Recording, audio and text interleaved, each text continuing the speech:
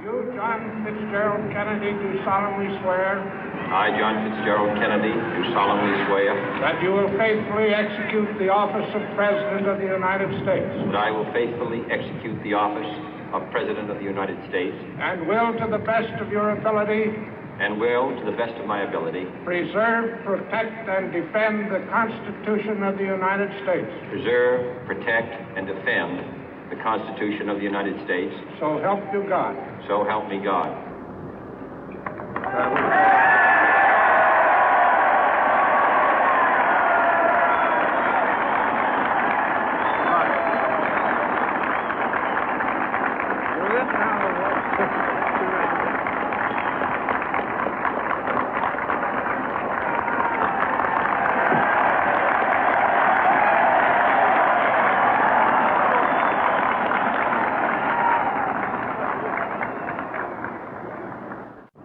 Vice President Johnson, Mr. Speaker, Mr. Chief Justice, President Eisenhower, Vice President Nixon, President Truman, Reverend clergy, fellow citizens.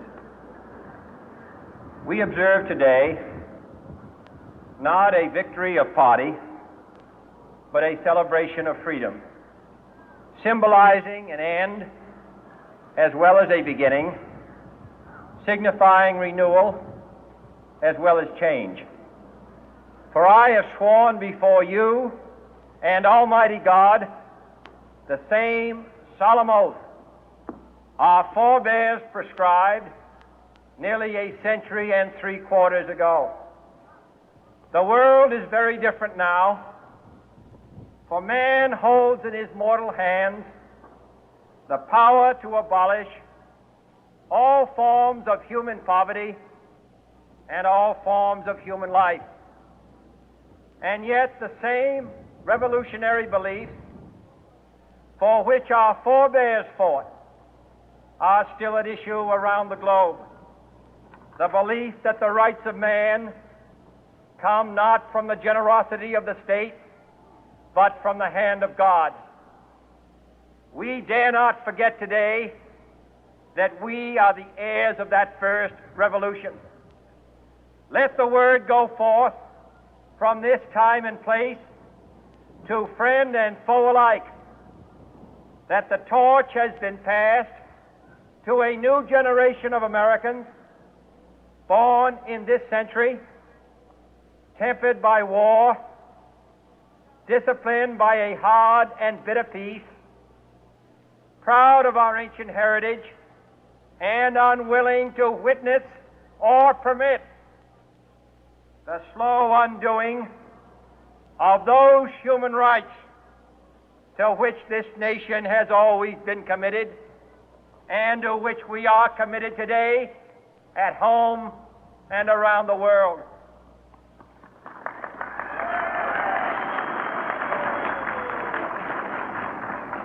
Let every nation know, whether it wishes us well or ill, that we shall pay any price, bear any burden, meet any hardship, support any friend, oppose any foe to assure the survival and the success of liberty.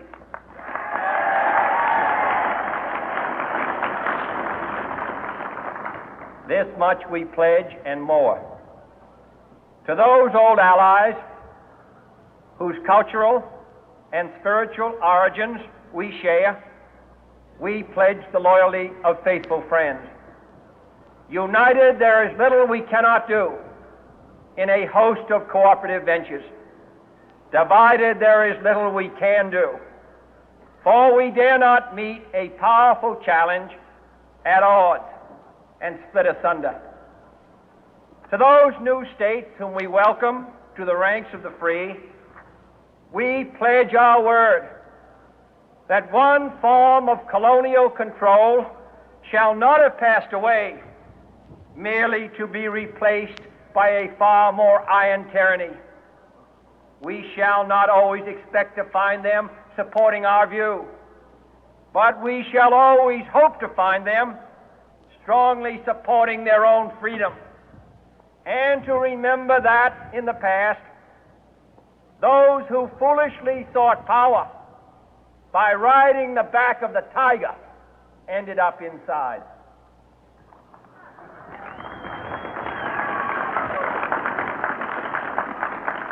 To those people in the huts and villages of half the globe struggling to break the bonds of mass misery, we pledge our best efforts to help them help themselves for whatever period is required, not because the communists may be doing it, not because we seek their votes, but because it is right. If a free society cannot help the many who are poor, it cannot save the few who are rich.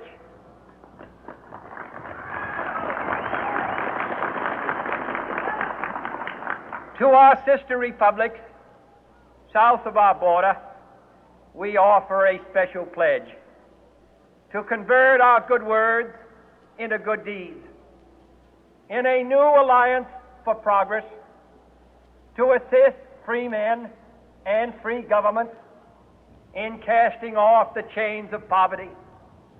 But this peaceful revolution of hope cannot become the prey of hostile powers. Let all our neighbors know that we shall join with them to oppose aggression or subversion anywhere in the Americas. And let every other power know that this hemisphere intends to remain the master of its own house.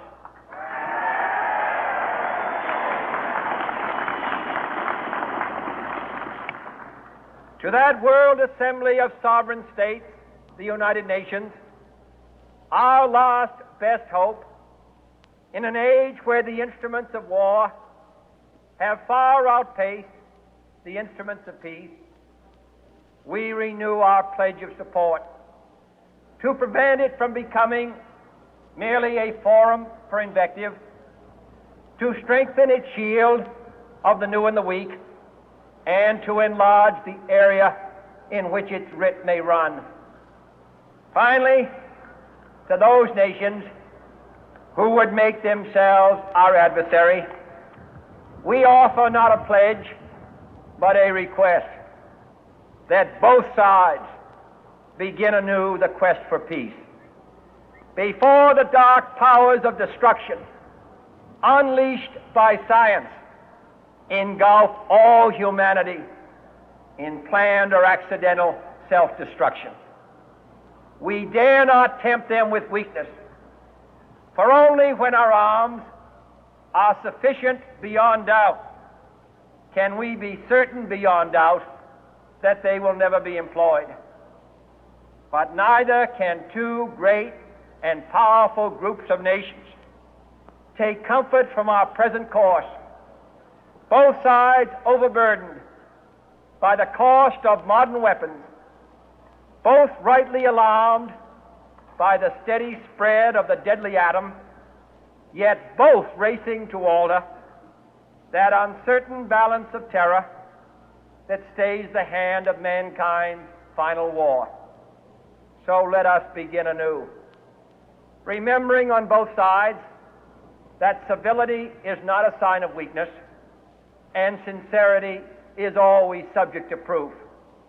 Let us never negotiate out of fear, but let us never fear to negotiate.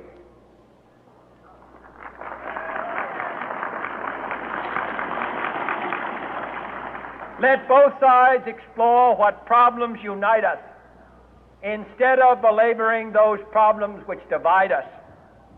Let both sides, for the first time, formulate serious and precise proposals for the inspection and control of arms, and bring the absolute power to destroy other nations under the absolute control of all nations.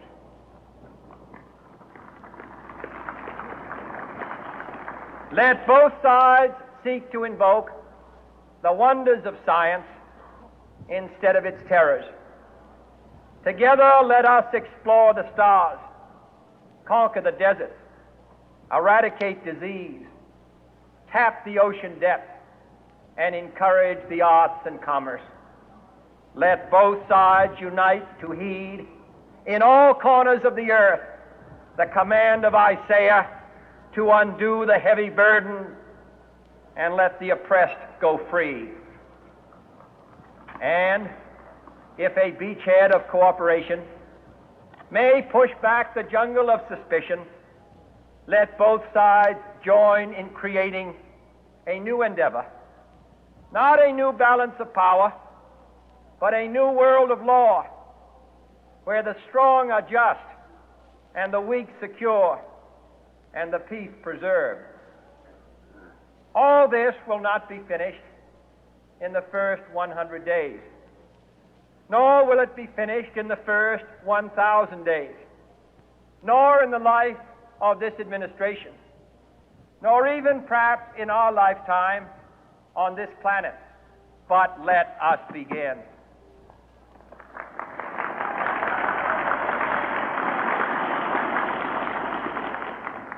In your hands, my fellow citizens, more than mine, will rest the final success or failure of our course. Since this country was founded, each generation of Americans has been summoned to give testimony to its national loyalty. The graves of young Americans who answered the call to service surround the globe. Now the trumpet summons us again, not as a call to bear arms, though arms we need, not as a call to battle, though in battle we are, but a call to bear the burden of a long twilight struggle, year in and year out, rejoicing in hope, patient in tribulation, a struggle against the common enemies of man, tyranny, poverty, disease, and war itself. Can we forge against these enemies a grand and global alliance, north and south, east and west, that can assure a more fruitful life for all mankind? Will you join in that historic effort?